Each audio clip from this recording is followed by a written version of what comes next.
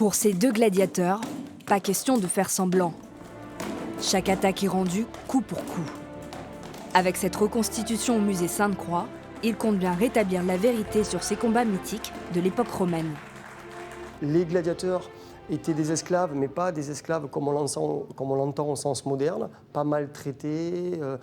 C'était en fait des sportifs professionnels qui donnaient un spectacle.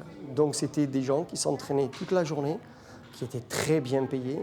Bon, ça n'a rien à voir avec les combats sanglants. Un rendez-vous avec l'histoire pour ces petits, on lève son bouclier et du coup, elle ne peut plus atteindre mon épaule.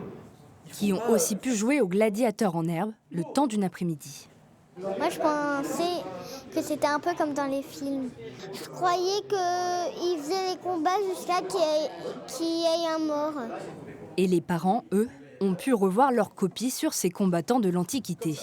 On revit complètement l'époque romaine et avec ces combats, je n'avais jamais vu et je n'avais aucune idée, mis à part ce qu'on voit dans Astérix, de comment ça pouvait se passer, la rapidité, la vivacité des combats, c'est très impressionnant.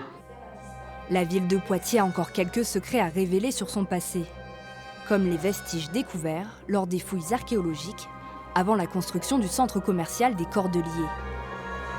Ils sont visibles du grand public pour la première fois durant l'exposition des gladiateurs à Limonum.